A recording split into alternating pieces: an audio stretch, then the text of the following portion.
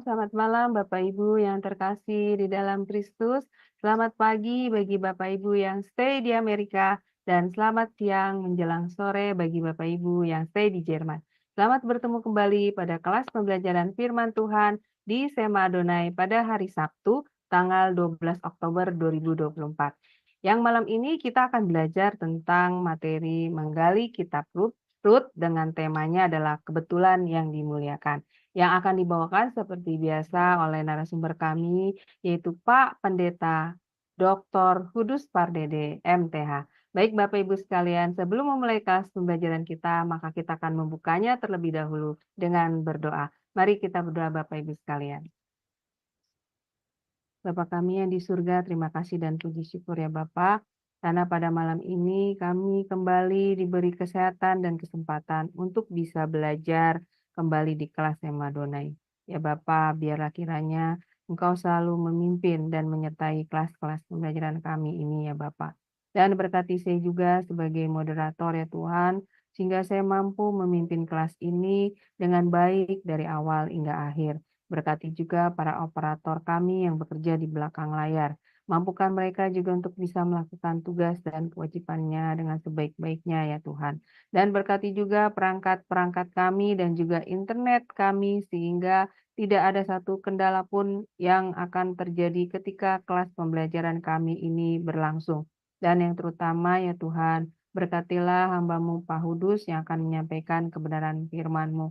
Urapi setiap perkataannya ya Tuhan, dan berikanlah hikmat yang hanya daripada-Mu, sehingga Pak Hudus mampu menyampaikan kebenaran firman-Mu kepada kami semua dengan baik dan benar sesuai dengan kehendak hati-Mu ya Tuhan.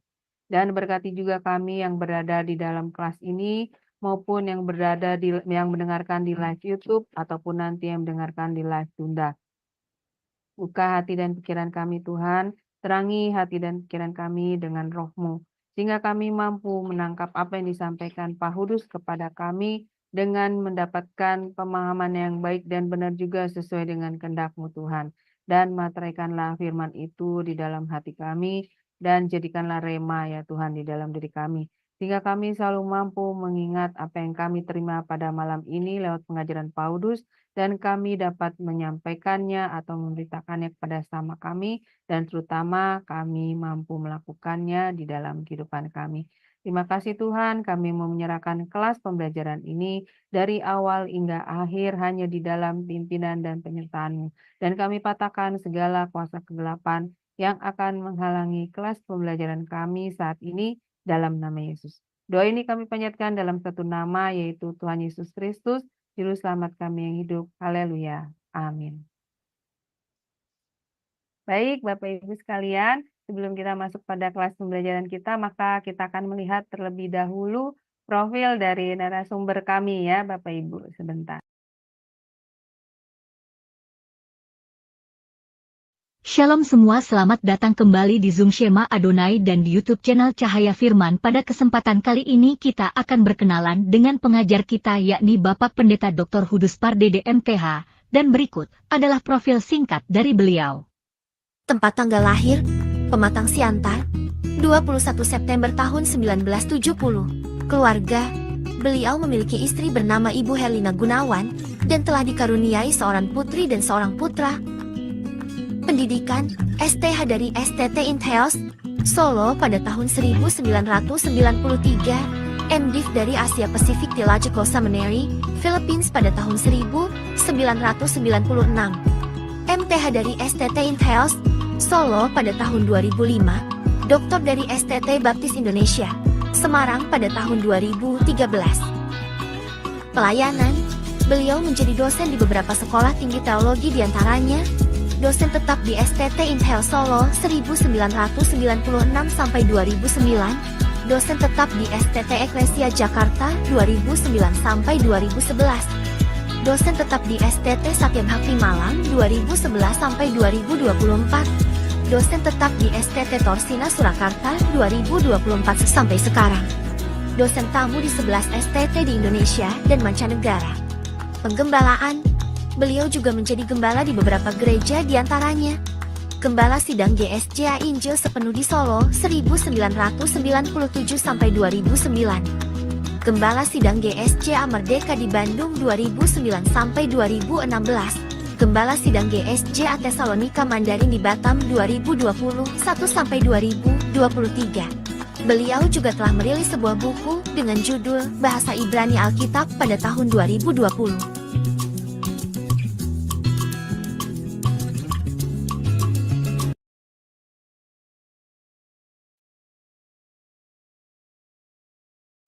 Ya, baik Bapak Ibu sekalian. Tadi sekilas adalah profil dari narasumber kami, Pak Hudus Pak Dede. Sebelum kita masuk pada sesi pembelajaran, saya akan menyapa terlebih dahulu narasumber kami ya Bapak Ibu. Shalom Pak Hudus, selamat Shalom, malam. shalom Ibu Aling. Selamat malam semuanya. Ya, gimana Pak kabarnya? Semoga selalu sehat dan luar biasa ya Pak. Puji Amin. Tuhan dalam pemeliharaan Tuhan yang Amin. sempurna. Puji Tuhan. Iya, baik Pak Hudus, saya persilakan waktu dan tempat selanjutnya untuk Bapak memaparkan pengajarannya. Silakan Pak. Terima kasih. Baik, shalom saudara-saudara sekalian. Ini akan adalah seri kedua dari pembelajaran dari Kitab Rut. Kalau kita sekedar meringkas sedikit dari apa yang telah kita pelajari dari tema yang saya ambil sebagai pokok dari pembelajaran Kitab Rut adalah kebetulan yang direncanakan. Dan pasal pertama atau bagian pertama dari pembelajaran ini, kita justru melihat ada sesuatu yang terjadi dalam kehidupan keluarga Elimelek yang menjadi tokoh atau pemeran atau yang menjadi kisah yang diceritakan tentang kehidupan keluarga ini. Dan saya beri subjudul untuk bagian pertama ini, kebetulan yang mencelakakan. Sebab memang terjadilah peristiwa seperti yang sangat tidak terduga, tetapi mencelakakan. Mulai dari kelaparan, lalu kemudian hijrah ke Moab, kemudian sementara mendapatkan sumber kehidupan, tetapi kemudian matilah si kepala keluarga, yaitu Elimelek. Lalu kemudian mereka, dua anaknya, Mahlon dan Kilion, mendapatkan istri. Dan kemudian ternyata peristiwa yang kebetulan yang mencelakakan terjadi lagi, yaitu matilah Mahlon, matilah juga Kilion, sehingga hanya tinggal 3 janda dalam satu rumah tersebut.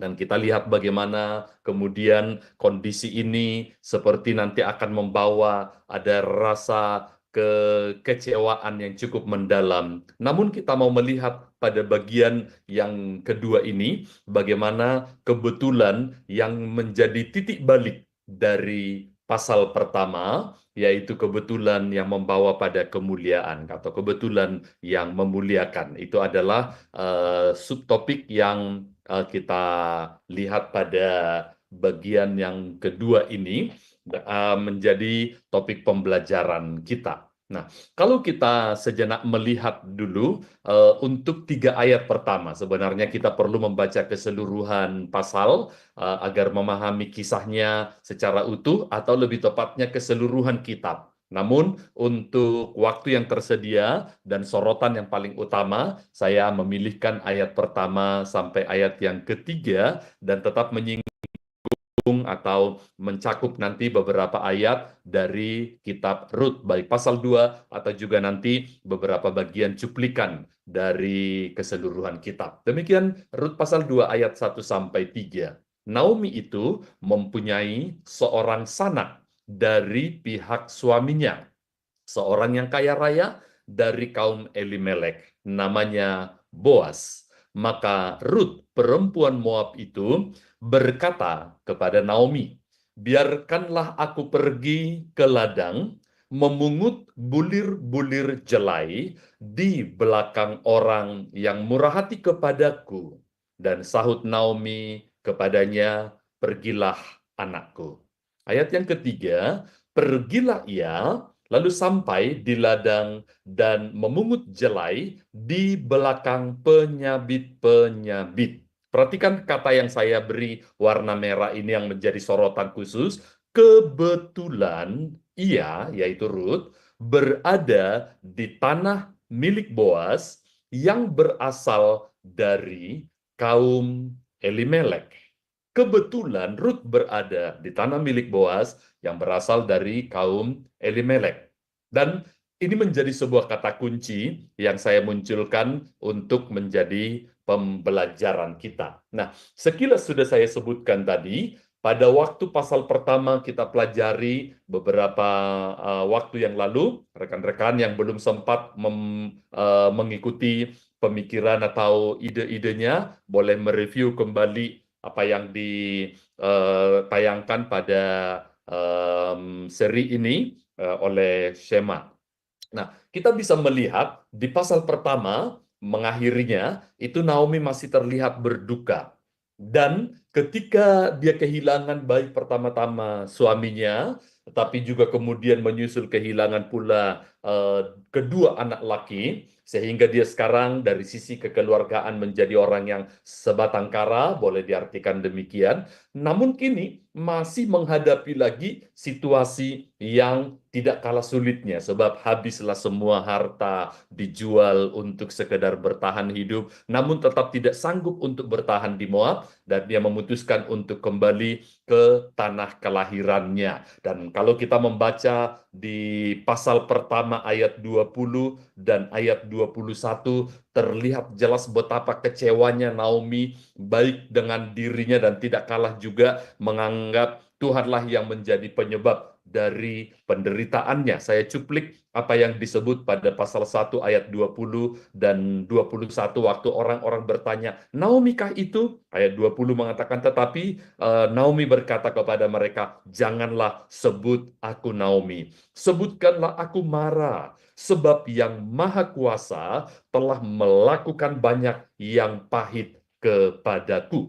Dengan tangan yang penuh, aku pergi, tetapi dengan tangan yang kosong, Tuhan memulangkan aku. Mengapakah kamu menyebut aku Naomi? Karena Tuhan telah naik saksi menentang aku, dan yang Maha Kuasa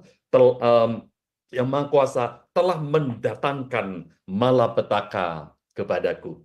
Tidak jarang orang-orang yang mengalami kecelakaan yang beruntun ini dan perkabungan yang berkesinambungan, akhirnya memang kehilangan iman dan kemudian menyalahkan Tuhan atas semua keadaan yang sepertinya tidak ada campur tangan dan wujud dari kepedulian dan kebaikan serta kemurahan Tuhan. Yang ada justru seperti yang saya sebutkan di ringkasan pertama, itu adalah kecelakaan yang berkelanjutan atau perkabungan yang berkesinambungan.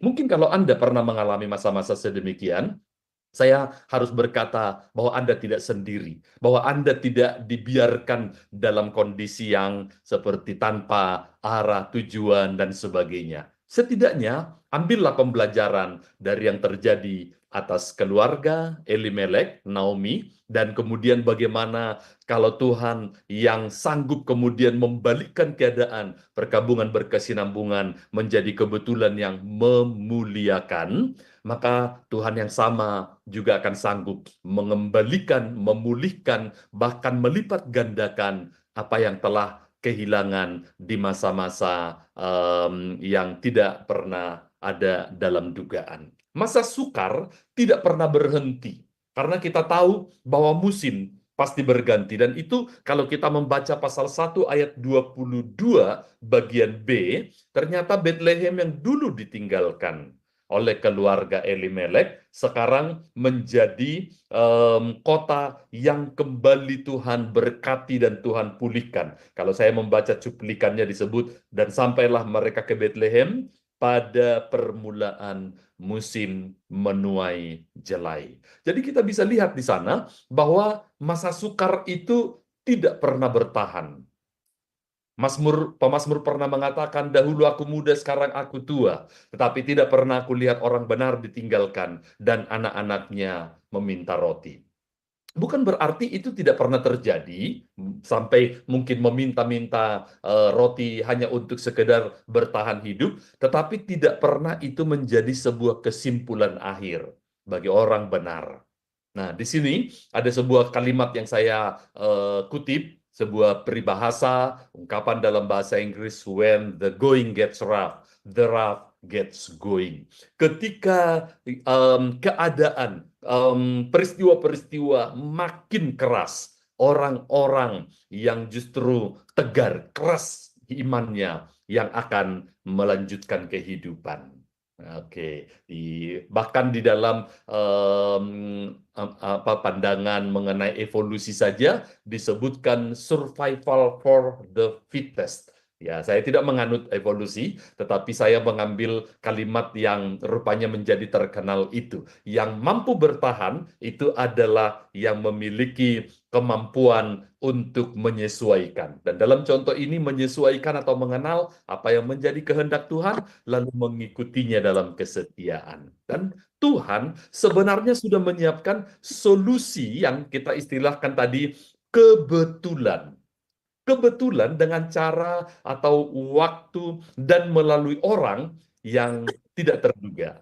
Mari kita akan cermati bagaimana Tuhan membalikkan keadaan itu, dan saya bisa melihat bahwa kehidupan dari keluarga ini sering sekali menjadi cerminan dari hidup banyak orang, dan itulah sebabnya mengapa kisah ini kemudian ada di kitab suci kita. Karena memang saya bisa berkata baik di dalam kehidupan saya, mungkin tentu tidak dalam kasus yang tepat sama, atau yang mungkin serumit, seruwet seperti yang dihadapi oleh keluarga ini, tetapi yang mengalami masa-masa sukar berkesinambungan, itu saya yakin pernah Anda alami juga. Nah, saya tertarik untuk mencermati ayat ini, terutama ayat 3 yang menjadi sorotan kita tadi, dengan mencermatinya langsung di bahasa Ibrani. Ya, kalau rekan-rekan pendengar atau pembaca itu mungkin belum pernah melihat seperti apa Alkitab di bahasa Ibrani, seperti inilah kira-kira hurufnya. Dan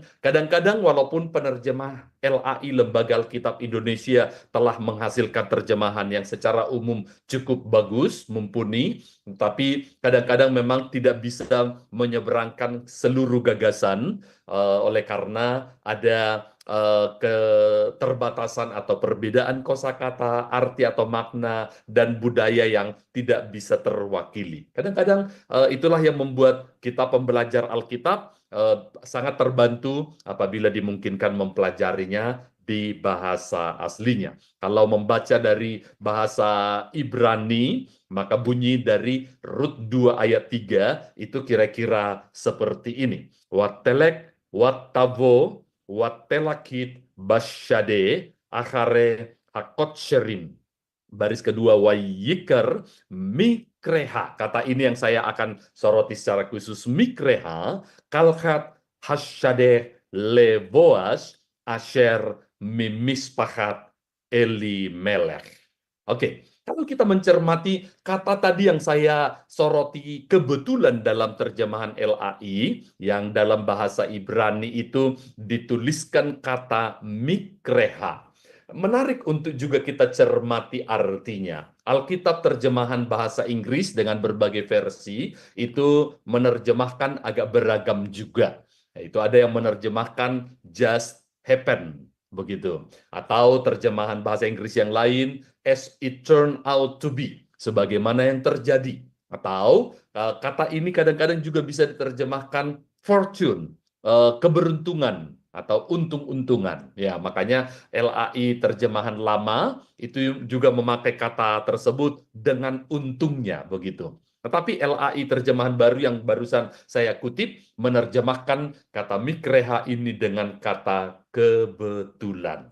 Nah, walaupun ada aspek yang memang terwakili dari terjemahan kebetulan, tetapi belum cukup memadai untuk menyeberangkan seluruh gagasan, maka saya coba membandingkan dengan kamus Alkitab, kamus Ibrani. Dan ternyata memang ada yang menerjemahkan kata mikreha ini dengan coincidence. Coincidence sedikit berbeda dengan kebetulan, walaupun tetap ada kemiripannya. Coincidence itu dua kata, kalau boleh diartikan co, lalu kemudian insiden. Co itu artinya bersama-sama, insiden itu bisa diartikan peristiwa atau apa yang terjadi. Apa yang terjadi ini ternyata bersamaan dengan sesuatu yang lain. Nah, di sini letak perbedaan dari arti coincidence. Dan menarik lagi, mengambil sebuah arti dalam satu kamus. Jadi, mikreha bisa diterjemahkan small miracle where God prefers to remain anonymous. Satu mujizat kecil atau peristiwa yang mungkin tampak sederhana, simple, di mana Allah lebih suka untuk tetap tidak disebutkan atau tanpa nama. Ini juga nyambung dengan perkataan Albert Einstein. Anda yang mempelajari tentang ilmu alam, ilmu fisika, pastilah sangat mengenal nama Einstein ini. Dan dia membuat sebuah kalimat yang menarik. Dia mengatakan, kebetulan itu adalah Allah yang menyamar dan tanpa nama.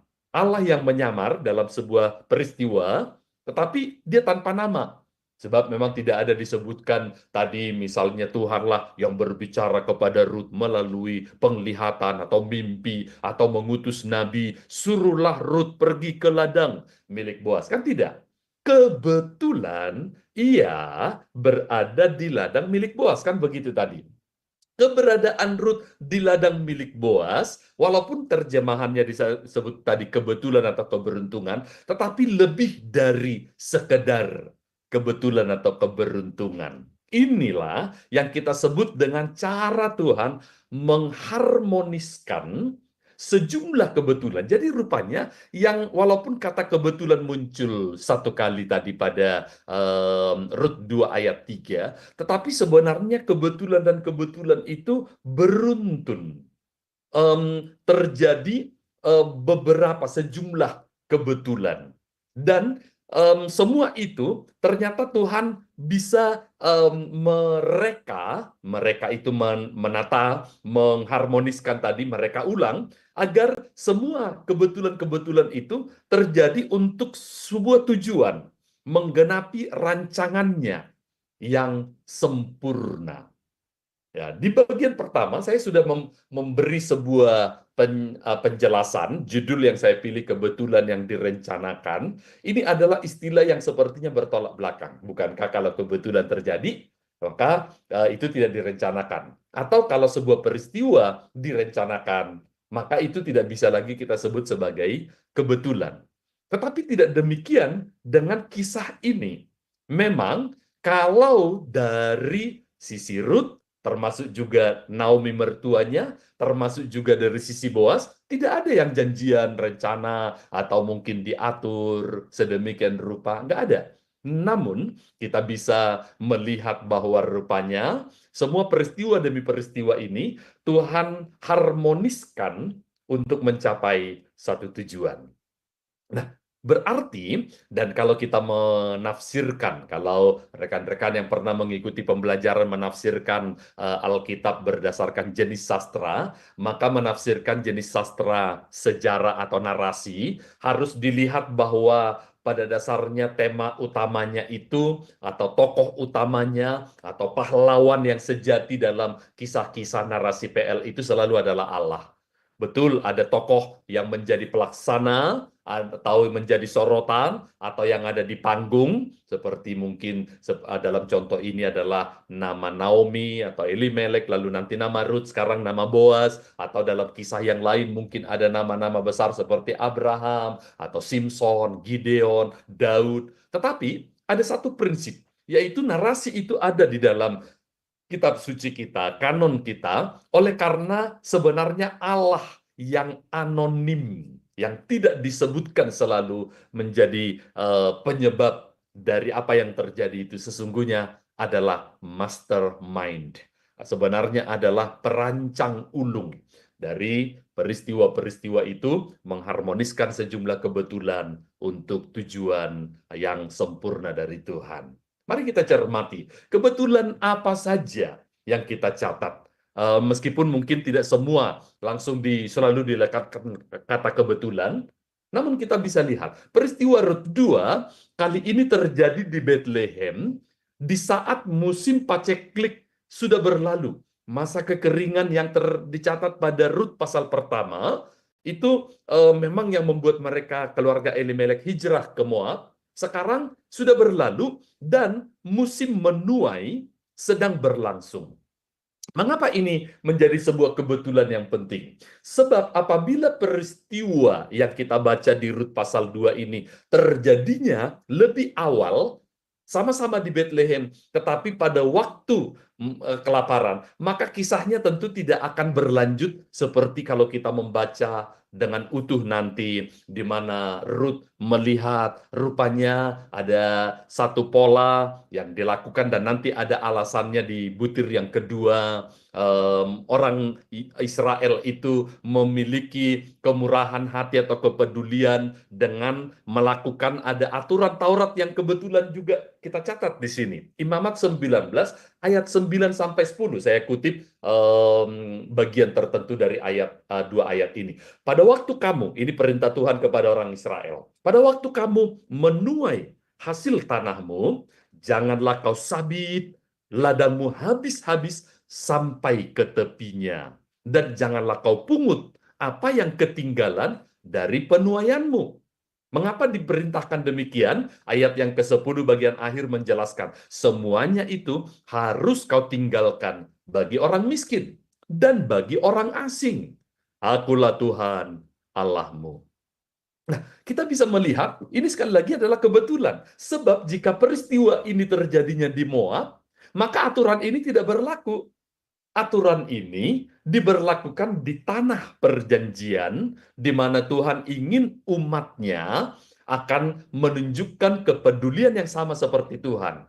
Dia Tuhan yang peduli kepada orang miskin, dia Tuhan yang peduli kepada orang asing yang sangat rawan dieksploitasi, dimanfaatkan, disalah gunakan, dan untuk mendapatkan keuntungan. Itu tidak terjadi kalau Tuhan yang peduli kepada orang miskin dan orang asing, lalu dia mengajarkan umatnya melakukan itu. Jadi ternyata Tuhan tidak salah tempat. Ternyata Tuhan tidak salah pilih lokasi di mana dia mengerjakan sesuatu untuk tujuan. Musimnya, keterangan waktu tadi yang musim paceklik tidak lagi berlangsung, tetapi sudah berubah atau berganti dengan musim menuai. Lalu tempatnya, juga di Bethlehem dan di tanah perjanjian, di mana Tuhan jauh-jauh hari mengatur bahwa umatnya dalam menuai hasil panennya nggak boleh sampai habis, ada yang disisakan untuk orang miskin dan orang asing. Karena apabila salah satu dari peristiwa ini tidak terjadi, maka kisahnya tidak akan seperti yang kita baca. Ini akan menjadi kebetulan yang membawa pada kemuliaan. Kemudian, mari cermati lagi kebetulan yang lain.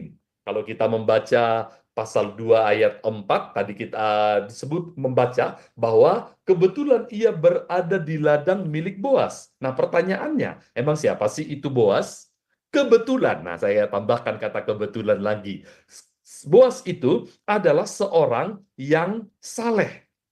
Karena di ayat yang keempat, dalam menyikapi orang-orang miskin, dia atau ketemu dengan pegawai-pegawainya, ternyata dia seorang yang tidak menganggap dirinya tuan besar, harus dihormati, tetapi bahkan menyapa karyawan-karyawannya, penyabit-penyabitnya dengan berkata, Tuhan kiranya menyertai kamu. Dan ternyata dia mendidik juga karyawannya untuk hidup takut akan Tuhan atau mengikuti Taurat, dan dibalas juga oleh mereka di ayat 4 bagian B. Jawab mereka kepadanya, Tuhan kiranya memberkati Tuhan. Wow, ini sesuatu yang jarang terjadi, terutama pada lingkungan orang asing.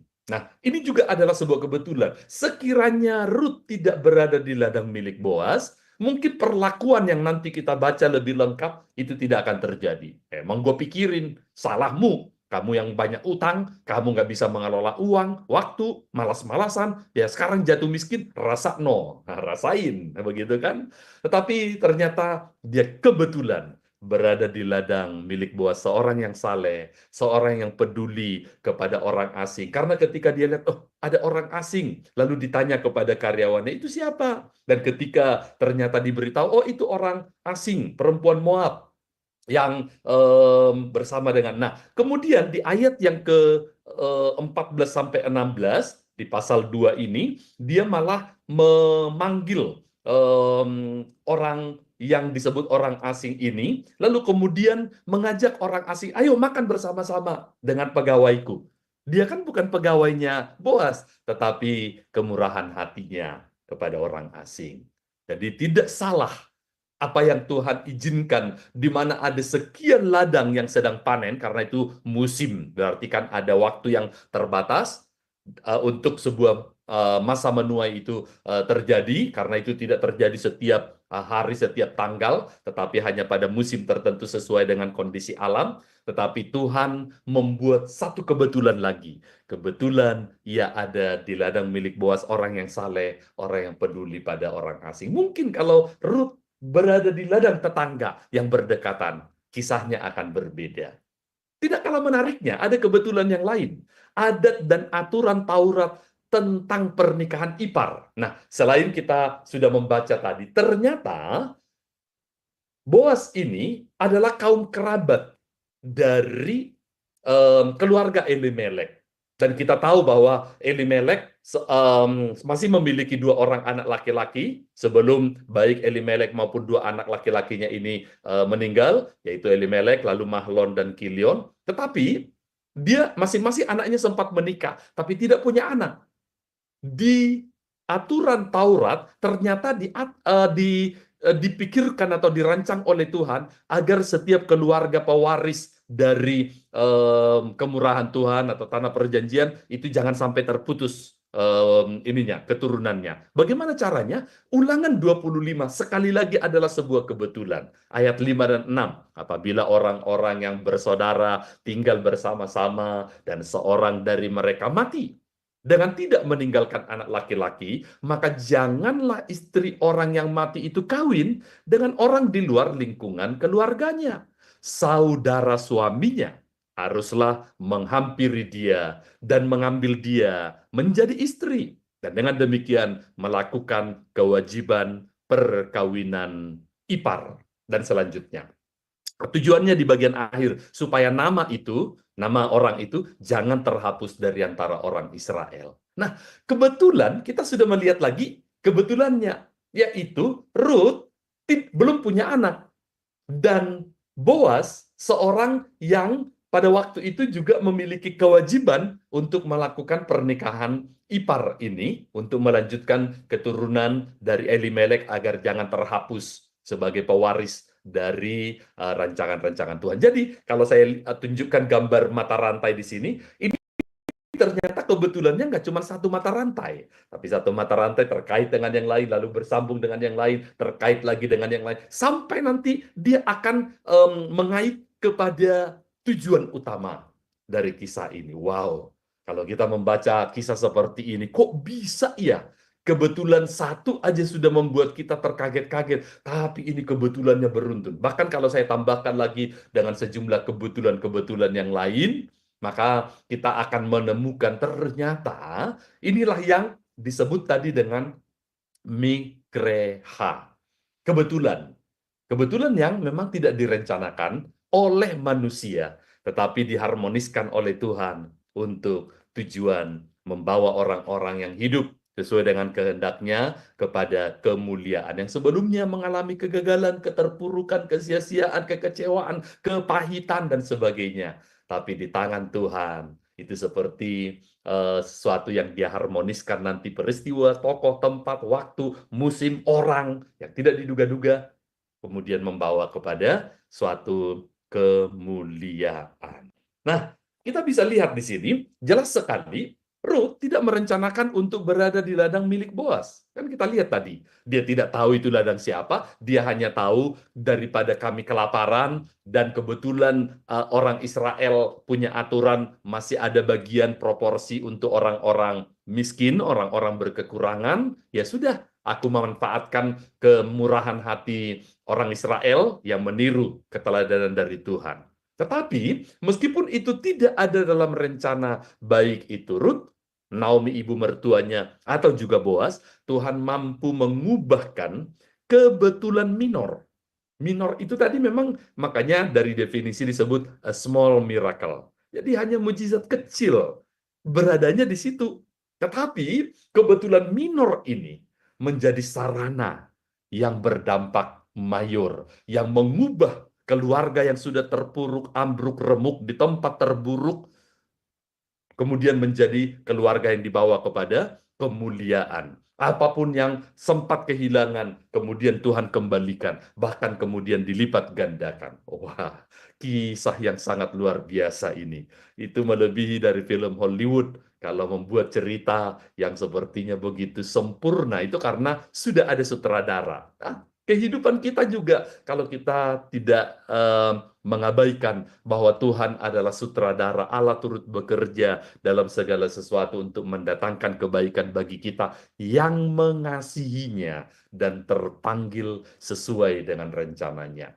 Roma 8 ayat 28 ini ternyata sudah dialami oleh Ruth dalam kisah ini. Nah, Boas juga kita perhatikan itu merespon bukan karena katanya Ruth itu cantik ya, menarik ya, bodinya masih Yahud atau apapun, atau mungkin tentu jelas bukan daya tarik uang atau kekayaan dari mertuanya atau apapun. Benar-benar Boas kalau kita membaca pasal 2 ayat 11 dan ayat 12, ketika Boas nanti bertemu dengan Ruth ini, lalu kemudian dia sampaikan kalimat seperti ini di pasal 2 ayat 11 dan 12. Boas menjawab, telah dikabarkan orang kepadaku dengan lengkap segala sesuatu yang engkau lakukan kepada mertuamu sesudah suamimu mati, dan bagaimana engkau meninggalkan ibu bapamu dan tanah kelahiranmu yaitu Moab, serta pergi kepada suatu bangsa yang dahulu tidak engkau kenal. Ayat 12 perhatikan. Tuhan kiranya membalas perbuatanmu itu, dan kepadamu kiranya dikaruniakan upahmu sepenuhnya oleh Tuhan, Allah Israel, yang di bawah sayapnya engkau datang berlindung. Wah, ternyata tidak salah apa yang dipilih oleh Ruth di pasal pertama. Ketika Orpa memilih untuk kembali ke orang tuanya karena dia menganggap masa depannya jangka panjang masih lebih terjamin kalau kembali kepada keluarganya. Ruth memilih ikut mertuanya yang sudah tidak punya apa-apa. Tetapi jangan lupa, sebenarnya Ruth mengambil keputusan itu karena dia ikut Tuhan. Allah mula yang menjadi Allahku. Dan kita lihat ternyata sekarang ini menjadi sesuatu yang berubah dan berbuah.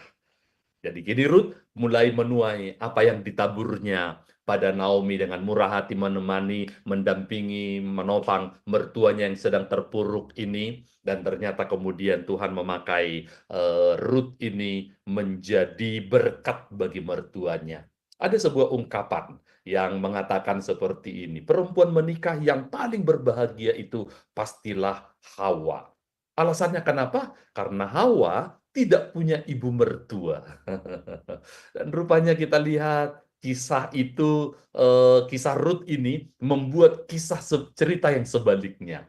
Perempuan menikah yang paling berbahagia salah satunya adalah Naomi, karena punya menantu yang menopang dalam keterpurukannya, dan juga Ruth karena memiliki mertua yang mengajarkan iman kepada menantunya, dan kemudian mereka menjadi tim yang solid dan saling menopang. Semoga itu ada pada keluarga kalian masing-masing.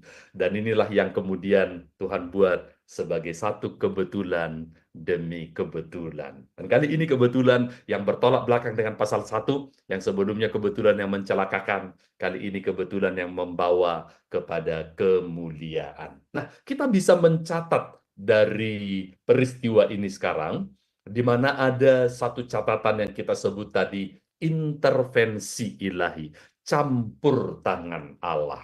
Ketika Ruth melangkah dengan iman, Tuhan membuka jalan dengan kebetulan yang direncanakan yang membawa Ruth dan Naomi pada kemuliaan. Ini tema besar yang kita baca pada Ruth pasal yang kedua ini. Padahal kalau kita bandingkan seperti yang saya sebut tadi di pasal yang pertama, keluarga Elimelek melangkah dengan akal dan pikiran, pertimbangan, perhitungan, secara keuangan, lalu kemudian pindah hijrah ke Moab, Dan ternyata yang terjadi adalah kebetulan-kebetulan yang mencelakakan. Jika engkau merasa hari-hari ini hidupmu seperti sedang mengalami kebetulan-kebetulan, kesialan yang beruntun, mencelakakan, merugikan, dan sebagainya, berarti Anda bisa mengikuti peta perjalanan dari Ruth.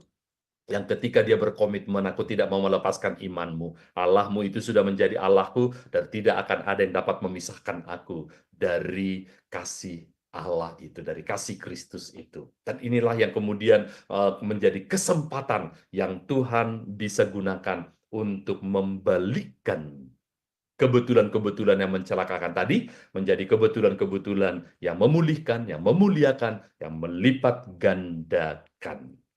Nah, jadi kita bisa melihat dari kisah ini, ada satu lagi yang tidak kalah menariknya. Emang kalau Tuhan bekerja, berarti langsung mulus dong? Enggak juga. Sebab ternyata kalau kita membaca aturan di dalam Taurat, ada kendala di mana kisah ini pun akan terancam untuk tidak terjadi. Kenapa? Karena di Ulangan 23 ayat yang ketiga, ternyata ada satu perlakuan khusus dari orang Israel terhadap orang Moab. Jangan lupa, Ruth itu adalah perempuan Moab. Dan aturan Taurat ini, di satu sisi ada aturan Taurat tadi yang menolong dan berlaku kepada Ruth dalam kondisi yang terpuruk, lalu mereka mendapatkan paling tidak sedikit makanan dari kemurahan hati Tuhan melalui orang Israel, dan mereka bisa survive. Tetapi yang satu ini justru bisa mencelakakan. Ulangan 23 ayat 3, seorang Amon atau seorang Moab janganlah masuk jemaah Tuhan. Bahkan keturunannya yang ke-10 pun tidak boleh masuk jemaah Tuhan sampai selama-lamanya. Waduh, 10 keturunan. Bukankah ini adalah masa yang terlalu lama untuk ditunggu? Yang jelas, udah keburu mati.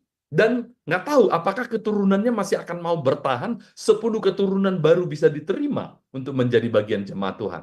Artinya, tidak masalah untuk mereka sebagai orang asing, tetapi kita bisa mencatat yang berikut ini. Untuk menunggu 10 keturunan, alamak, ini nggak akan pernah mungkin kesampaian untuk mereka baru diterima sebagai bagian dari jemaat Tuhan. Bukankah tadi Ruth sudah mengambil keputusan untuk mengikut Tuhan? Tetapi ternyata yang terjadi adalah dia berpotensi untuk ditolak masuk sebagai jemaat Tuhan dan menunggu sampai 10 keturunan kalau mereka membuktikan kesetiaannya, keikutsertaannya, tanggung jawabnya, identitas yang diubahkan, bukan lagi bangsa penyembah berhala dengan segala perilaku, kebiasaan adat dan sebagainya, dan benar-benar menjadi umat Tuhan yang berkomitmen. Namun kita lihat ada sebuah catatan yang tidak kalah istimewanya dari Rut pasal 2. Rut menerobos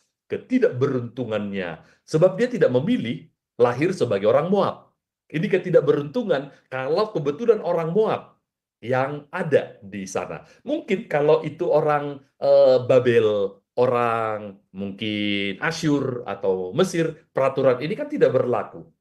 Namun dia orang Moab, dan khusus tentang orang Moab, ada aturan Taurat yang sepertinya tidak menunjukkan keberpihakan. Tetapi perhatikanlah, bahwa keberpihakan dari Ruth itu bukan pertama-tama kepada aturan. Aturan bisa saja seperti menekan, mendesak, mencoba untuk menyikut, menyingkirkan kita. Aturan SKB, surat keputusan bersama 2 menteri tentang aturan mendirikan gereja atau mendapatkan izin, itu memang benar-benar mempersulit banyak gereja sampai nggak bisa dapat izin dan membangun hingga saat ini.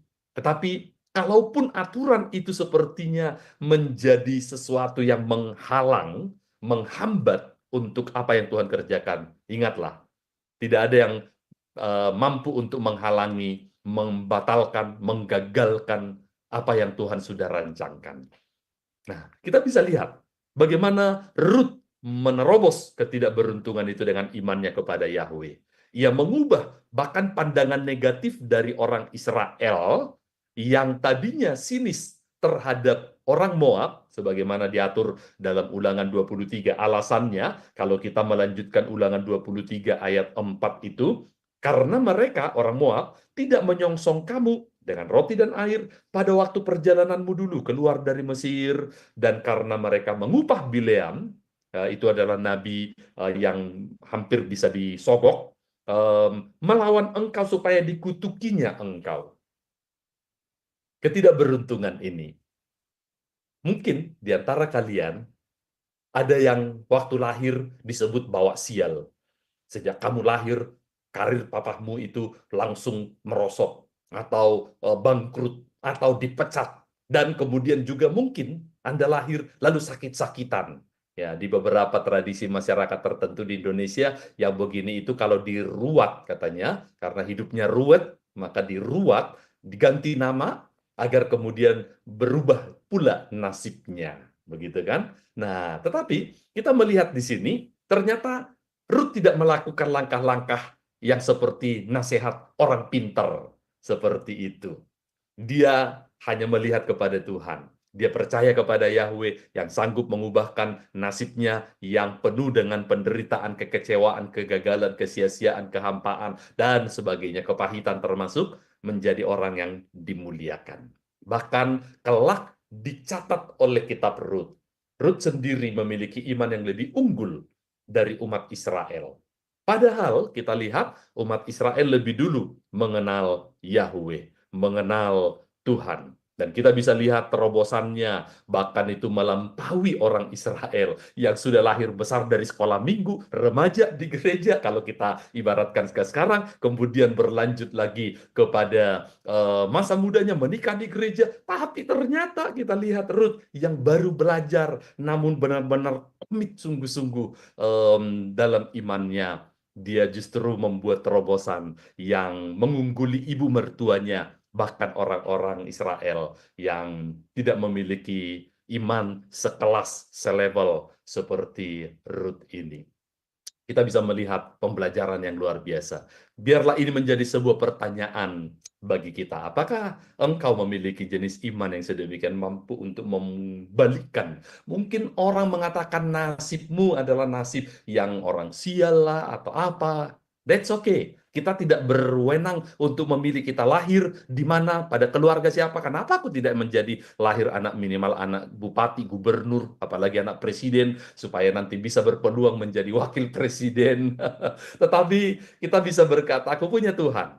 Ya, lagu yang beberapa waktu ini juga sangat disukai. Aku punya Tuhan yang besar, yang telah berjanji dan sanggup memberkati. Ini adalah sebuah lagu Tuhan yang sanggup mengubah. Bukan ordal, bukan modal, bukan bekal, tetapi Tuhan yang adalah empunya. Ini pertanyaan terakhir, apakah imanmu jika demikian sudah terkoneksi dengan Tuhan?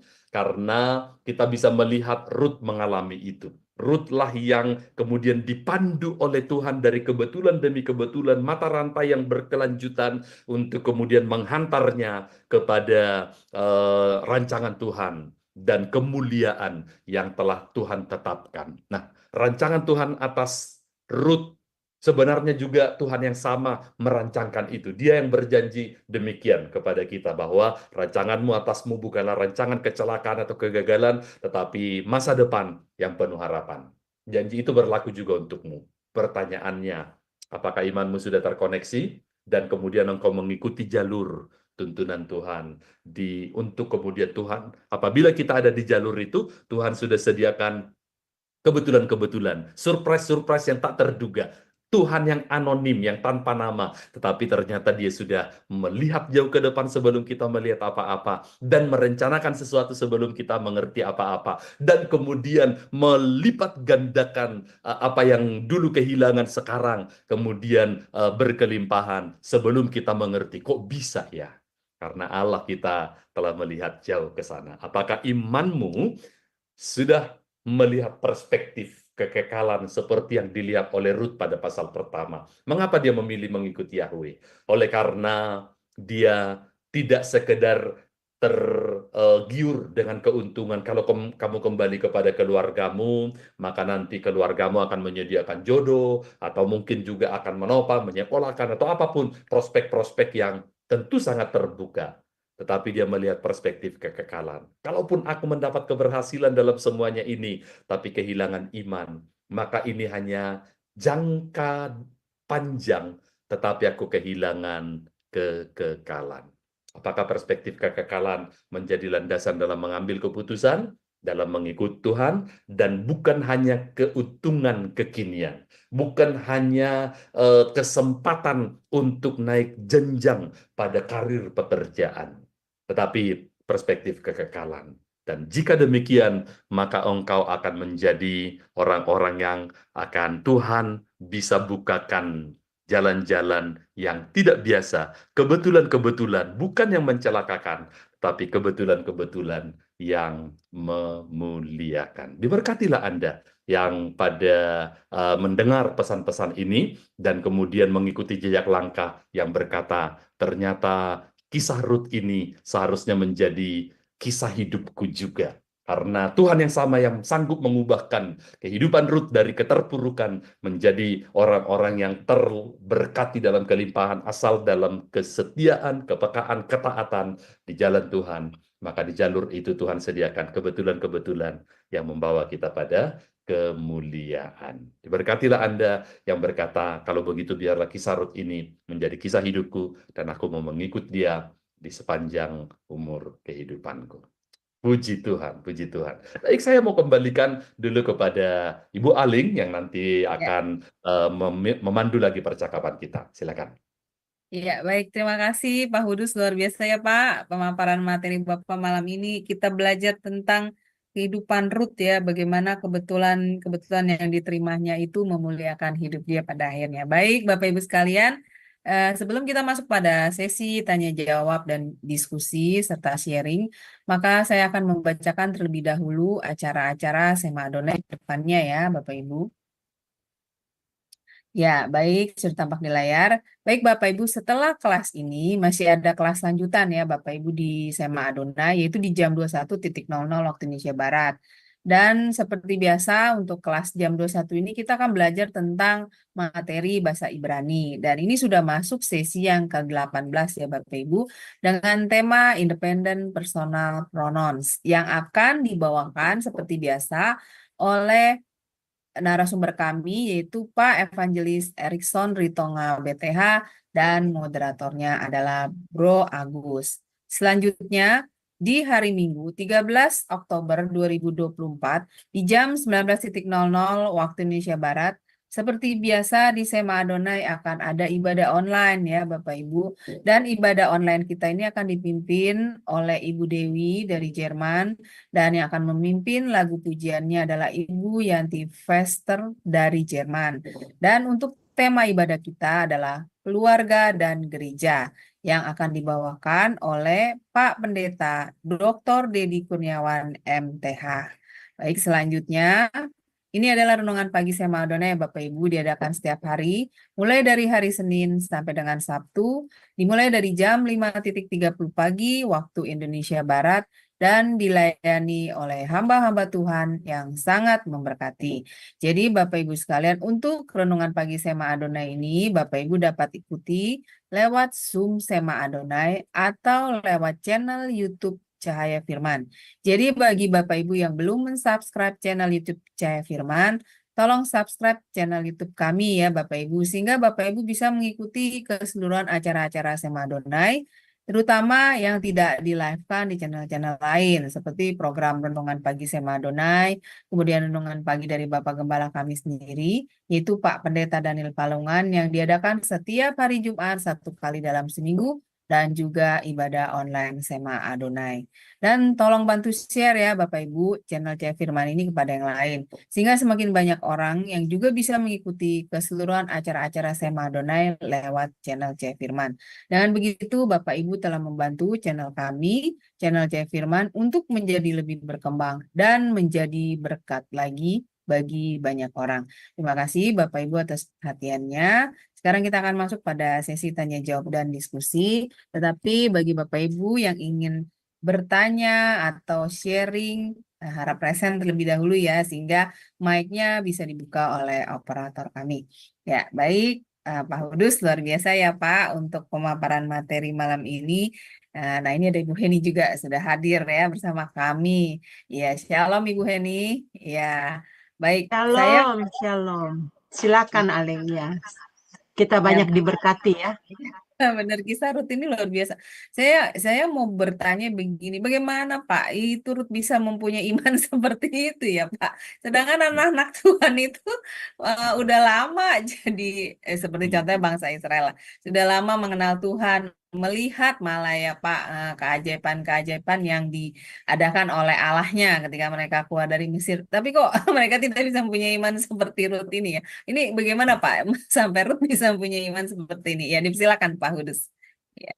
Ya, memang menarik untuk kita lihat bagaimana iman Ruth itu seperti yang saya sebut tadi malah mengungguli orang Israel secara umum, termasuk mengungguli mertuanya yang lebih dahulu tentu telah mengenal Tuhan, karena dulu mertuanya ini pada waktu terjadi kelaparan di Bethlehem, lalu kemudian seperti yang telah saya paparkan pada bagian pertama dulu, mereka tidak bertanya kepada Tuhan atau melalui nabi atau siapapun yang menjadi pemimpin rohani, langsung dengan membuat perhitungan, tinggalkan, lalu kemudian hijrah ke tempat yang nampaknya lebih menjanjikan. Untuk sementara, betul, itu menolong, tetapi kemudian dalam jangka panjang ternyata terjadilah kondisi-kondisi yang tidak mereka bisa bayangkan, dan terjadilah yang saya sebut tadi kebetulan-kebetulan yang mencelakakan. Dan Ruth, meskipun secara umur dari pengenalannya akan Yahweh tentu relatif lebih singkat, tetapi kita bisa melihat ada satu komitmen yang memang dia nyatakan menjadi jalur yang membuat dia rela untuk melepaskan kemungkinan kehidupan yang lebih baik, yaitu seperti tawaran Naomi agar kembali kepada orang tuanya saja, tetapi dia melihat bahwa orang tuanya boleh menjamin sampai kepada batasan tertentu, mungkin tentang mencarikan jodoh, atau mungkin pekerjaan, atau apa. Namun, tentang satu hal ini, dia akan kehilangan imannya, kembali kepada agama semula, penyembah berhala seperti umumnya orang Moab pada waktu itu, dan dia telah menaruh value, nilai dari imannya yang tidak akan mampu atau digantikan atau disetarakan, apalagi dipertukarkan dengan yang lain. Jadi komitmen itulah sebenarnya yang terus menggelora dalam diri Ruth.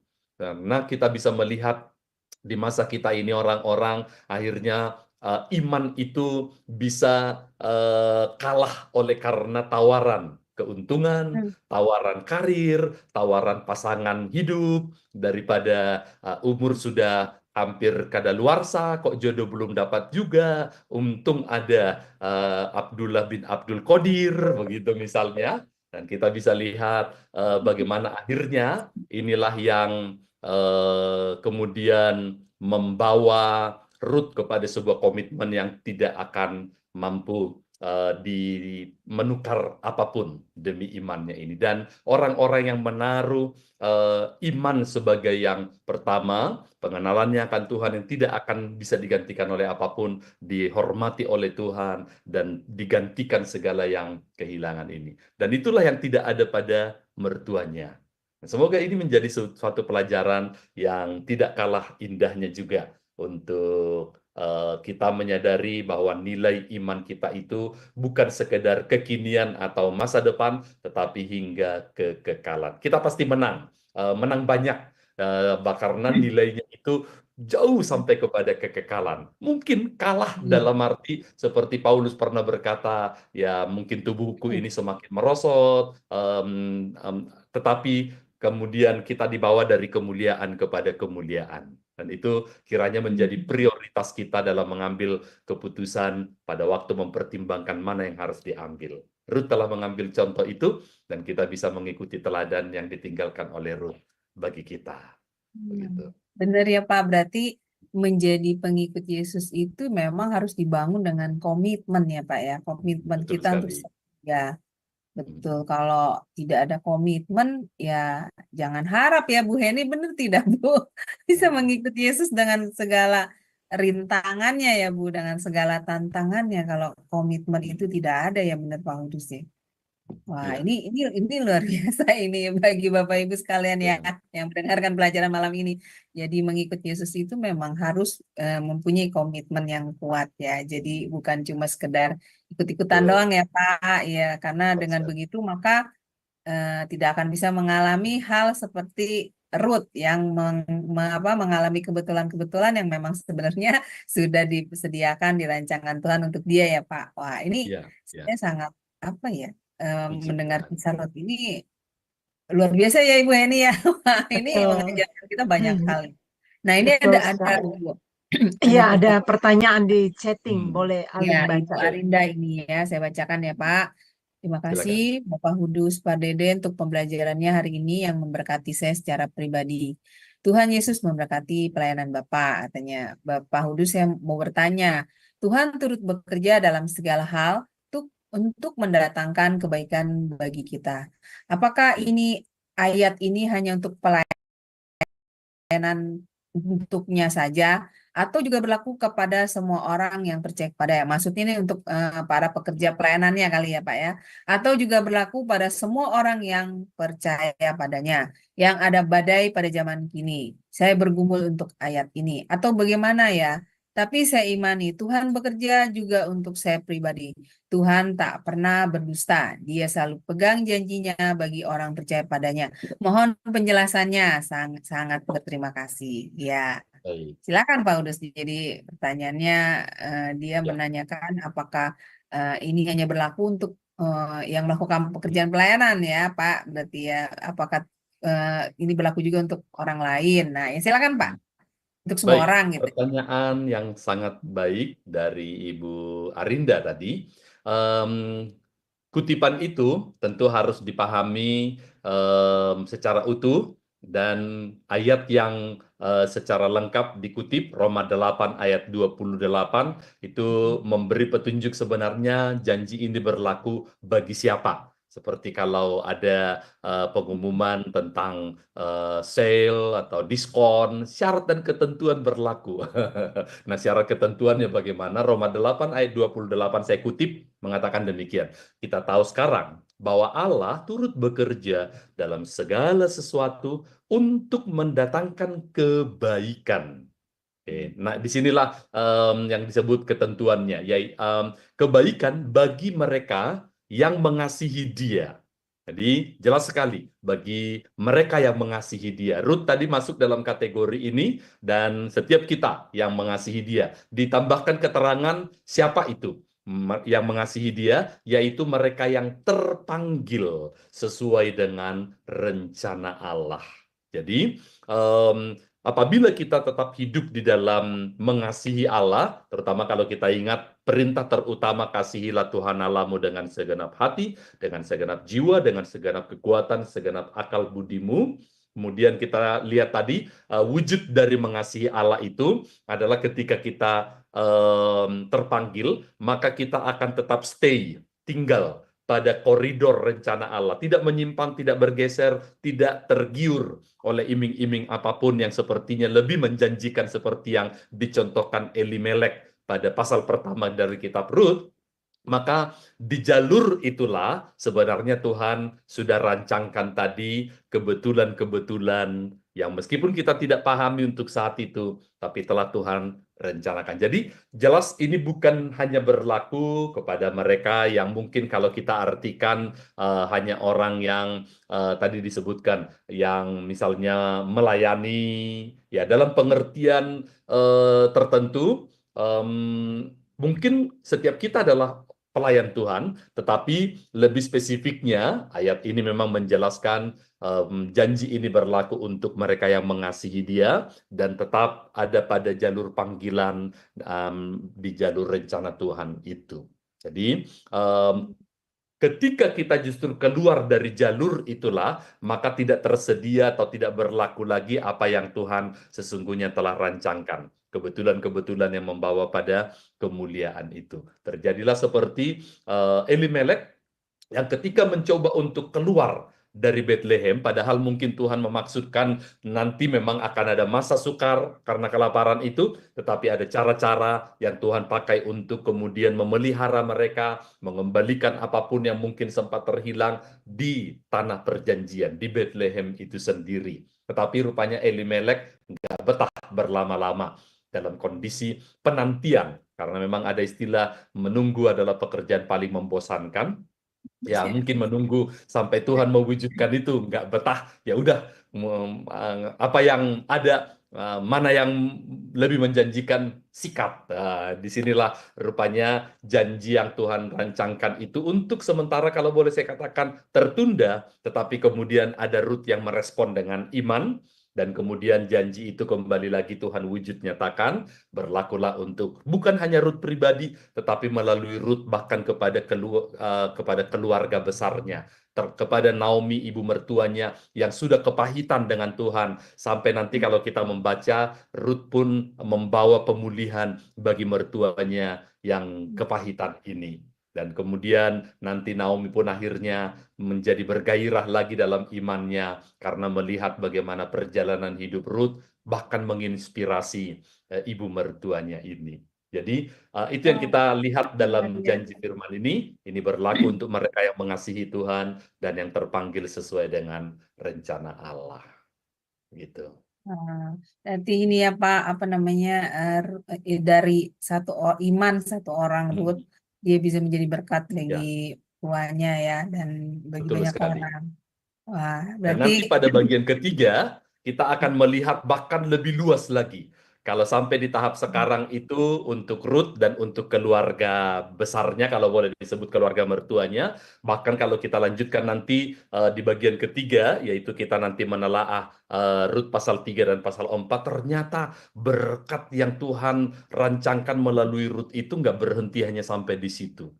Bagi bangsa-bangsa, bahkan bagi Anda dan saya, termasuk nanti ada di kitab Rut, walaupun namanya nggak muncul, tetapi ternyata rancangannya tertuang di sana. Tunggu pada sesi yang berikut, akan kita lihat rancangan lebih luas. Makanya judul ketiga yang saya sebutkan, kebetulan yang menyempurnakan. Kali ini bukan cuma memuliakan, tapi menyempurnakan. Begitu. Wah, nah ini ada yang bertanya lagi nih Pak.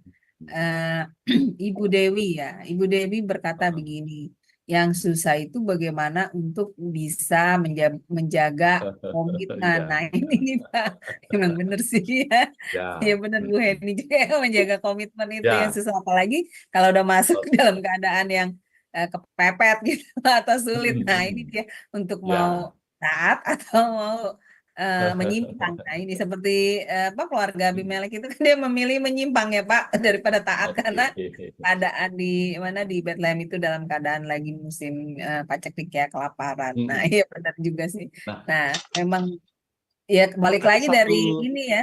Ya silakan Pak. Ada satu tips yang kita bisa analogikan. Analogi itu seperti semacam perbandingan.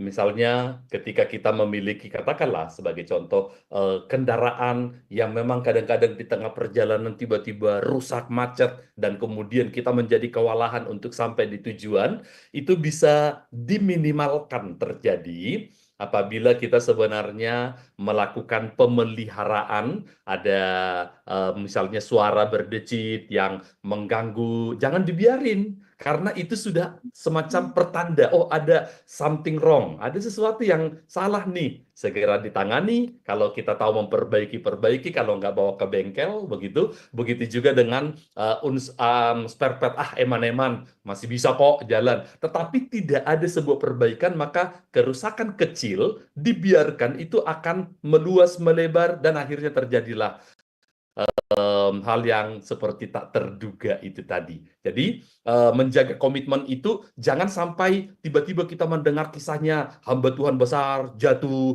ke dalam dosa perzinahan atau apa. Itu tidak terjadi dalam satu malam.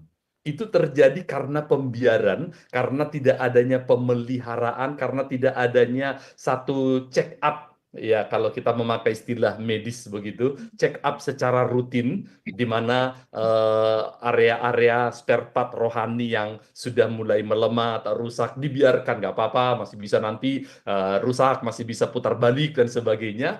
Nah, pembiaran-pembiaran itu yang akhirnya menjadi seperti sebuah kejatuhan besar. Jadi, menjaga komitmen itu sebenarnya memperhatikan hal-hal yang kecil yang seperti Roh Kudus mengingatkan ada indikator di dashboardnya menyala gitu, segera mengambil langkah untuk membenahi atau memperbaiki. Nah, itu kira-kira yang kita diingatkan oleh Roh Kudus dalam menjaga komitmen itu. Gitu. Ya, berarti ada sinyal-sinyalnya ya, Pak, berarti sebelumnya Betul ya sekali. sebenarnya. Iya, betul sekali. Wow, luar biasa. Ada lagi Ya, ada lagi Bu Ingrid. Oh, ada lagi. Ya, katanya begini, Pak Udus bertanya, bagaimana caranya kita mengenali rencana Tuhan dalam hidup kita pribadi? Nah, bagaimana Pak? Ya, Sehingga silakan kita Pak. tidak perlu mengalami mengalami kepahitan seperti kepahitan. keluarga Naomi. Ya, gimana Pak? Iya. Baik, pertanyaan yang juga memang penting. Ada sebuah kalimat yang menarik, tapi ini kalau diterjemahkan ke bahasa Indonesia, permainan katanya seperti tidak lagi utuh. Tapi saya kutip dulu di bahasa Inggris, baru saya terjemahkan. The best way to know the will of God is to say yes to the will of God. Jadi, cara terbaik untuk mengetahui kehendak Allah adalah mengatakan ya kepada kehendak Allah. Mengetahui kemauan Tuhan adalah saya berkata, saya mau. Itu adalah sebuah kata kunci yang penting. Sering sekali kita itu ingin mendapatkan misalnya panduan yang lebih detail, lalu kemudian baru mempertimbangkan aku ikut nggak? Ya, jadi kita seperti mau membuat bargaining, tawar-menawar dulu. Apakah ini sejalan dengan yang aku mau?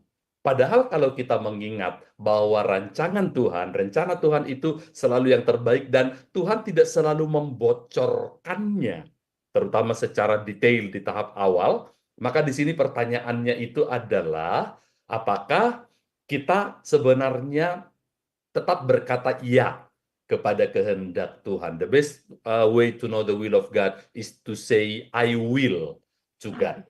Gitu. Nah, jadi di sini berarti Ruth sebenarnya tidak tahu bahwa dia ikut mertuanya itu masih akan membuat dia sengsara, nggak punya makanan sampai harus memungut sisa-sisa gitu di tahap awal kan.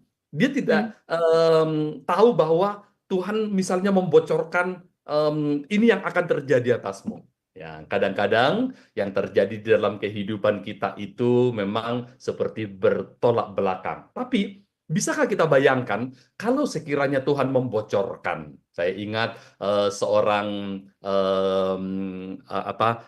gadis yang pernah bercerita kepada saya di mana dia pernah kecewa dengan Tuhan sebab apa yang terjadi, dia misalnya bergumul tentang pasangan hidup, yang terjadi pacar yang pertama itu sudah begitu dekat tapi ternyata dia berselingkuh, yang kedua malah matinya dengan cara yang mengenaskan kecelakaan, yang ketiga sudah hampir jadi tapi dihalangi oleh apa, pokoknya ada saja halang-halangan. Nah, saya berkata kepadanya, kalau sekiranya Tuhan membocorkan kepadamu dari awal, mungkin kamu tidak akan ikut di dalam rencana itu dan nggak melihat ujungnya. Maka sering sekali yang Tuhan sebenarnya lakukan itu adalah menuntun hanya mungkin 1-2 langkah yang menjadi ujian apakah kamu mau menaati. Meskipun belum melihat secara detail ke depan, tetapi saat Tuhan berkata melangkahlah. Begitu. Dan mengikuti dengan taat, lalu kemudian pada waktu dibutuhkan lagi Tuhan beri perintah melangkah lagi ke arah mana dan sebagainya, termasuk belajar dari kegagalan dan sebagainya, karena itu yang kita butuhkan nanti di depan. Sebab jika langsung dihantar ke sana, tidak mendapat pembelajarannya, pendewasaannya, justru pada waktu Tuhan menggenapkannya itu bisa menjadi sia-sia. Sebab kita tidak siap untuk ditopang oleh kematangan, kedewasaan, dan sebagainya. Tidak jarang berkat malah menjadi sarana menjauhkan dan menjatuhkan orang dari imannya apabila dia tidak memiliki topangan kekuatan dalam menghadapinya. Maka kadang-kadang Tuhan memang harus membawa kita melalui jalur-jalur seperti itu. Jadi kata kunci paling utama dalam sorotan saya dalam waktu yang penjelasan yang relatif singkat itu adalah apabila kita tetap berkata ya kepada kehendak Tuhan. Itu adalah cara terbaik untuk kita mengetahui kehendak Tuhan. Kepada orang-orang yang sebenarnya berada pada jalur kehendak Tuhan dan mau mengikutinya, maka Tuhan yang akan menyingkapkan kadang-kadang langkah-langkah kecil, tetapi kemudian kebetulan demi kebetulan tadi, mata rantai yang terus terkait, terhubung, sampai kepada ending yang seperti Tuhan rancangkan itu. Jadi pelihara komitmen ya itu tadi, ya kepada Tuhan dan berani berkata tidak kepada yang bukan dari kehendak Tuhan. Demikian. Ya, wah, luar biasa sekali.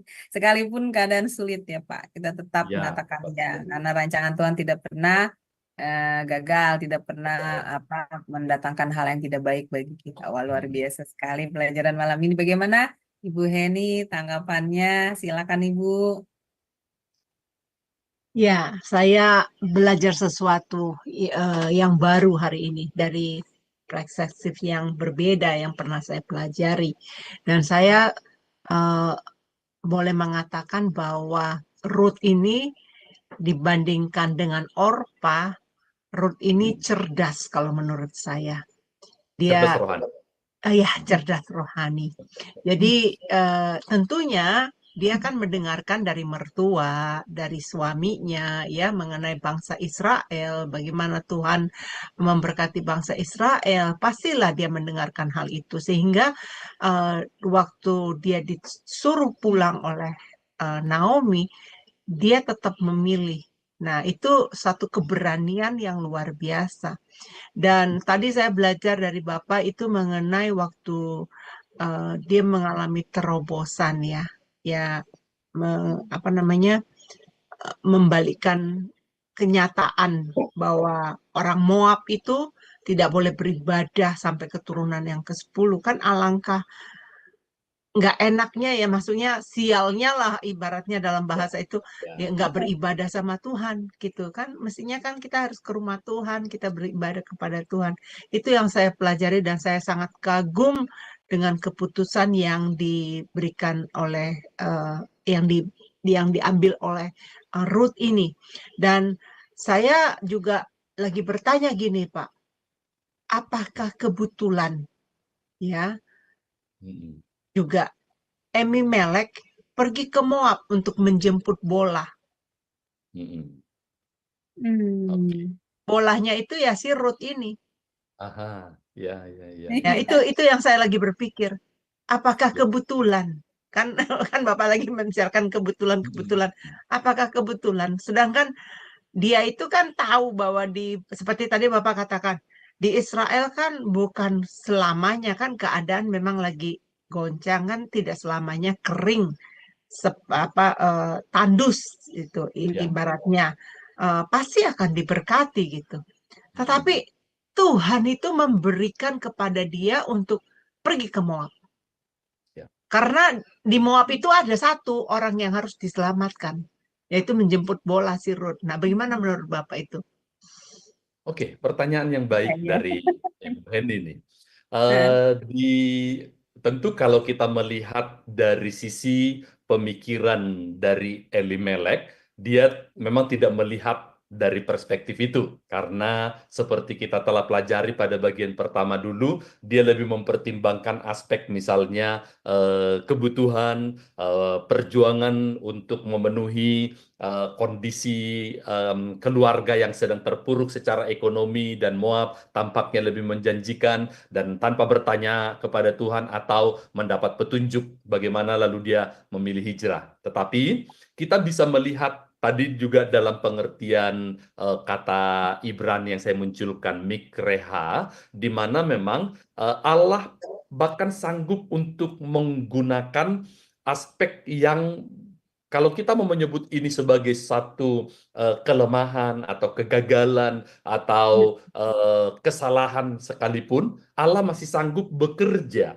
dari kondisi itu untuk kemudian membawa kepada pemulihan dan pemuliaan kepada orang-orang yang kembali mempercayakan hidupnya kepada rancangan Tuhan. Jadi di satu sisi memang Elimelek tidak melihat bahwa Tuhan punya misi baginya, tetapi Allah masih sanggup untuk menggunakan, kalau kita mau menyebut itu adalah sebuah kesalahan lah, kekeliruan, ketidakadaan hikmat, kebijaksanaan, tetapi Allah tidak langsung rasain sendiri. Kamu yang mengambil keputusan, ya sekarang kena konsekuensinya, ya kali ini kena batunya. Allah masih bisa sanggup mengubah lagi dari titik kelemahan, kekurangan, keterbatasan, ketidakmengertian, atau mungkin juga kalau menyebut itu kegagalan, untuk kemudian membalikkannya. Jadi itu adalah kisah intervensi Allah yang melampaui segala antisipasi dan akal budi itu. Begitu. Wow. Iya, Pak. Terima kasih banyak. Saya Jadi sangat diberkati. Nah, Ya. sekarang pertanyaan Bapak yang harus dijawab. Apakah iman kami ini sudah terkoneksi dengan Tuhan? Ya itu harus itu, Pak ya. Itu harus Agar dijawab mendapat setiap GPS masing-masing. dari Iya, betul. Betul, betul. Ya, saya kembaliin kepada Bu Aling. Iya, terima kasih Bu Eni. Saya jadi ingat satu ayat ya Pak, tapi saya lupa perikop namanya. Cuma kan di situ dikatakan bahwa Allah sanggup mengubah kutuk menjadi berkat. Nah, ini dia di dalam kehidupan Ruth ini ya, di dalam kehidupan Naomi ya terutama. Jadi dia sudah salah mengambil langkah, tetapi Allah sanggup mengubah kutuk yang dialami oleh kehidupan Naomi menjadi berkat. Demikian juga kutuk yang dialami oleh kehidupan Ruth sebagai bangsa Moab. Wah, luar biasa sekali. Makanya malam ini sangat memberkati sekali Pak Hudus pengajarannya, menguatkan iman kami kembali, meneguhkan kami kembali untuk selalu mengandalkan Tuhan, dan juga menambah paradigma pemikiran kami lagi dengan lebih benar ya, sesuai dengan firman. Baik, sepertinya tidak ada yang bertanya lagi, kita bisa tutup kelas kita. Pak Udus bisa closing statement untuk pembelajaran hari ini, lalu pimpin doa berkat bagi kami semua. Silakan Pak. Baik, ketika kita melihat bahwa ternyata mengambil pilihan untuk mempercayakan perjalanan kehidupan ke tangan Tuhan tidak sendirinya langsung membawa Ruth kepada jalan yang mulus, karena dia masih harus melampaui dulu kondisi, harus memungut jelai dari yang kecil, sederhana, tapi ketika dia setia dalam hal itu, dia masih menghadapi tantangan yang lebih besar lagi, yaitu tadi perlakuan yang diatur dalam Taurat tentang orang Moab yang tidak boleh masuk ke dalam jemaat Tuhan sampai keturunan yang ke-10. Tetapi mungkin ketika kita bertanya, loh kenapa orang Israel tidak mempersoalkan bahwa dia perempuan Moab, dan ternyata bisa diterima. Nanti pada sesi yang ketiga, bahkan keturunannya menjadi seorang pembesar di Israel. Kita lihat nanti pada bagian itu. Ternyata kita melihat orang Israel pun terinspirasi dari seorang perempuan Moab. Jadi mungkin umur iman kita, pengenalan akan Kristus bisa saja lebih muda, lebih belakangan, tetapi kalau kita memulai dengan sebuah pengenalan akan Kristus dan memegang komitmen itu, seperti nasihat Paulus kepada Timotius, jangan seorang pun menganggap engkau rendah hanya karena engkau muda, tetapi umur gak bisa dibohongi, ya. Namun bisa mengungguli, jadilah teladan bagi orang percaya dalam perkataanmu, tingkah laku, dalam kesucian, dalam kehidupan bagi seorang anak Tuhan. Nah, jadi kiranya kita bisa unggul bukan dalam hal-hal yang mungkin tolok ukur dunia, keberhasilan, materi, karir, dan sebagainya, tetapi unggul dalam keteladanan seperti pada Ruth. Sehingga orang Israel menjadi tidak memasalahkan. Betul dia perempuan Moab, tetapi dia bahkan lebih unggul imannya dari kita orang Israel. Kiranya ini menjadi sebuah inspirasi yang menutup sharing kita pada malam hari ini. Mari kita berdoa. Tuhan, kami bersyukur untuk seorang teladan iman. yaitu Rut, yang walaupun sesungguhnya dia mengalami kondisi-kondisi ketidakberuntungan atau mungkin kesialan, kegagalan, atau mungkin kehilangan-kehilangan yang besar ketika dia bukan hanya kehilangan bapak mertuanya, tapi juga kehilangan suaminya, dan kemudian kehilangan harapan, tetapi dia tidak kehilangan iman di dalam Tuhan. Dan itulah yang kemudian membuat terobosan dari kondisi kendala yang benar-benar seperti sebuah kebuntuan. Maka biarlah kami juga melihat diri kami, terutama jika kami berada dalam posisi seperti Rut ini, kami memandang kepada Tuhan. Selalu akan ada harapan, selalu akan ada peluang, kesempatan, selalu ada terobosan yang Tuhan bisa bukakan, kebetulan demi kebetulan, yang kemudian mengangkat kami dari keterpurukan, dari kemuliaan kepada kemuliaan. Itulah yang akan kami pegang sebagai satu pembelajaran. Roh Kudus kiranya menerjemahkan firman ini dalam hidup setiap anak-anak Tuhan yang mendengarkan pesan firman pada malam hari ini. Diberkatilah kami oleh kebenaran firman ini dan menjadi berkat ketika kami mengalami wujud nyata dari tuntunan pimpinan Tuhan, dari kebetulan-kebetulan yang Tuhan atur, yang Tuhan harmoniskan untuk menggenapkan rancangan sempurnamu. Kami akan tundukkan diri kami kepada kedaulatan, kepada pimpinan tuntunan Tuhan dalam ketaatan dan dalam kesetiaan. Karena itu tumpangkan tanganmu yang telah mencontohkan kesetiaanmu sampai kepada menyerahkan nyawamu bagi kami menyerahkan hidup kami ke dalam tanganmu. Diberkatilah kami, diberkati dengan kemurahan kebaikan dari Allah Bapa, kasih setia yang selalu baru setiap hari dari Yesus Kristus Tuhan, dan penyertaan yang sempurna dari Roh Kudus yang akan menjaga tubuh jiwa roh kami terpelihara sempurna sampai Maranatha. Tuhan datang segera membawa kami dalam kemuliaannya sampai selama-lamanya. Terima berkat ini, bersepakat kita berkata, amin. Ya, baik Pak Hudus, terima kasih untuk pemaparan materinya yang luar biasa bagi kami ya Pak, sangat memberkati. Semoga pelayanan Pak Hudus selalu diberkati Tuhan lebih dan lebih lagi menjadi berkat bagi banyak orang, dan Pak Hudus selalu diberi kesehatan. Amin. Baik Bapak Ibu, terima kasih untuk bersamaannya dengan kami di kelas ini. Tapi jangan lupa, nanti di pukul 21 masih ada kelas terakhir ya di Sema Adonai. Kita akan belajar tentang materi bahasa Ibrani. Baik Bapak Ibu sekalian, terima kasih. Saya undur diri, kami undur diri. Tuhan berkati. Shalom, shalom, shalom.